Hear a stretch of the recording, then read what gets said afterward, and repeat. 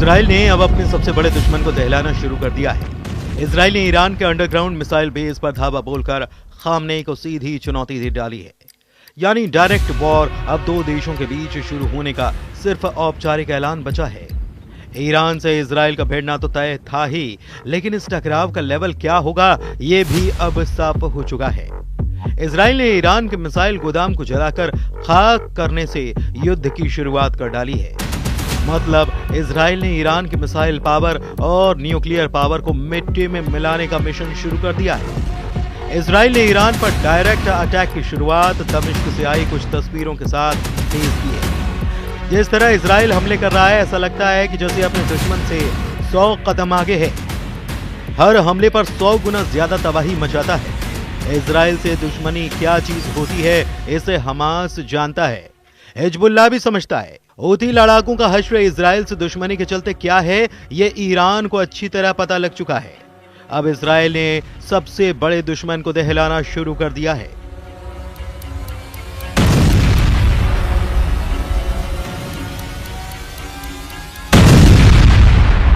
Israel ने Iran के underground missile base पर धावा बोलकर खामनेई को सीधे चुनौती दे डाली है। दमिश्क में यहूदियों के तीर्थ स्थल की जर्जर तस्वीरों ने इजराइल के गुस्से को भड़का दिया है। यहूदियों का पवित्र स्थल तहस नहस हो चुका है। धर्म स्थल की दीवारें छतें ढह चुकी हैं। यहाँ रखी गई पवित्र कलाकृतियां गायब हैं। यहूदियों के प्रार्थना स्थल के गेट पर अरबी में संगमरमर का चिन्ह है जिसमें लिखा है ये पहली बार ईसा से 720 साल पहले बनाया गया था। दमिश्क के जोब नगर के इस खंडहर की तस्वीरों ने इजराइल के क्रोध को भड़का दिया है। सीरिया के यहूदी नागरिक बखौर चमटौब ने इस वीडियो के जरिए धर्म स्थल को दोबारा संवारने की अपील भी की है। सीरिया से ईरान के लिए खतरा दिन ब दिन बढ़ता जा रहा है। इजराइल के साथ ही सीरिया में कमांडर जुलानी ने ईरान को धमकाना शुरू कर दिया है। قبل يعني الازمه وهيك ما كان في شيء بالمره، يعني بفوت طبيعي عادي. بس هلا يعني هلا بتاسف انه اشوف هيك شغلات، يعني بحس في نفسي انه يعني تفاجأت تكون هيك الكنيسه. ان شاء الله يعني ان شاء الله بترجع। एसटीएस फरगानाज ने जब से अपना नाम अहमद अल शारा रखा है तब से खामनेई को खुलकर चेतावनी देनी शुरू कर दी है। जुलानी ने ईरान को सीधी धमकी देते हुए उसकी हुकूमत में अड़ंगा लगाने से बाज आने की वार्निंग दी है, जिसके चलते ईरान के लिए सीरिया फ्रंट गले की फांस बन चुका है। इजराइल ने सीरिया के मेसाब शहर के पास अंडरग्राउंड मिसाइल बेस पर कमांडो फोर्स से हमला किया है। सीरिया के अंदर ये जगह इजराइल से 200 किलोमीटर दूर बताई गई है। لا يصلح أن تدار الدولة بعقلية الجماعات والفصائل. نحن منذ أن كنا في إدلب مستعدين لهذا الأمر سياسيا ومعنويا، لكن لم يكن هناك الفرصة المناسبة. فرصة إدارة الدولة أعظم فرصة لحل هذا الشأن. نحن أول الناس من سيحل يعني هذا التحريش. कान न्यूज की रिपोर्ट में दी गई जानकारी के मुताबिक इजराइल ने 2 अहम ठिकानों को निशाना बनाया है।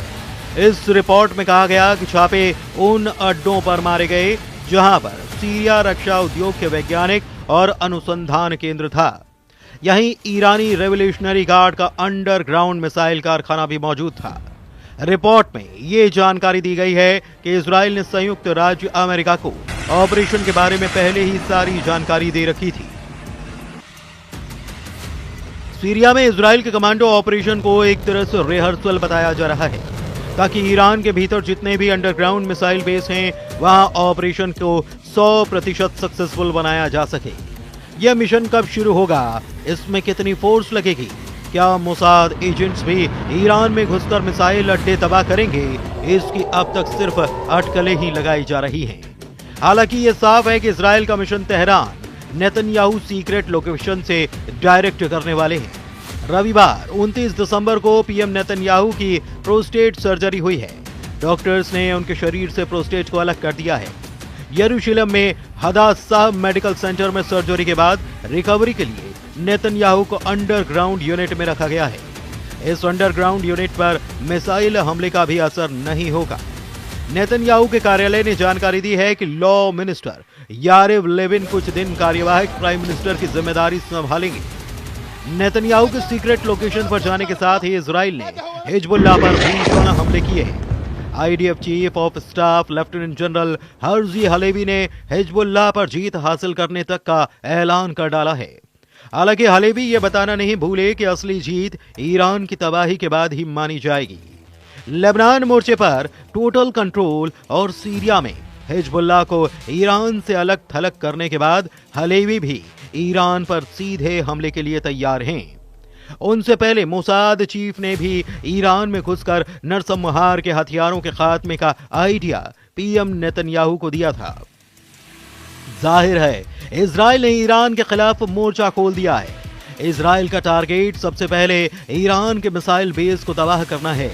वजह है ईरान की मिसाइल पावर। ईरान ने जब इजराइल पर हमला किया मिसाइलों की ही बौछार की है। इन मिसाइल बेस को बर्बाद करने तक इजराइल अब रुकने वाला नहीं है।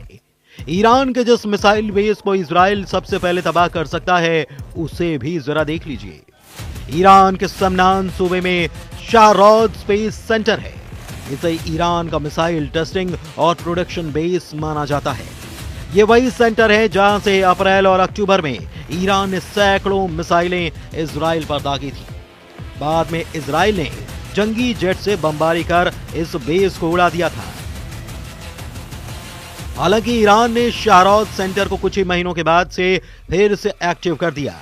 इसके साथ ही इजराइल के टारगेट पर ईरान का इलम, खुजेस्तान और तेहरान मिसाइल बेस भी है। जिस तरह इजराइल ने सीरिया में घुसकर बीते सितंबर महीने में ईरान के बेस को बर्बाद किया, उसी तर्ज पर ईरान की जमीन पर उतरकर मिसाइल पावर खत्म की जाएगी। मिसाइल पावर के खत्म होते ही रेवोल्यूशनरी गार्ड की ताकत आधी रह जाएगी। ईरान सिर्फ मिसाइल के दम से इजराइल को युद्ध में हराने का दम भरता है और इसीलिए नेतन्याहू ने मिशन तेहरान ऑन किया है, जिसके तहत ईरान की मिसाइलों को कबाड़ में बदलकर उसे परास्त किया जा सके। मिसाइल बेस की बर्बादी के बाद इजराइल ईरान के एटमी सेंटर्स को भी तबाह करने का प्लान बना रहा है। यानी युद्ध को जितना भी टालने की कोशिश की जा रही है, उससे उलट इजराइल युद्ध भड़काकर दुश्मनों के सफाए में लगा हुआ है।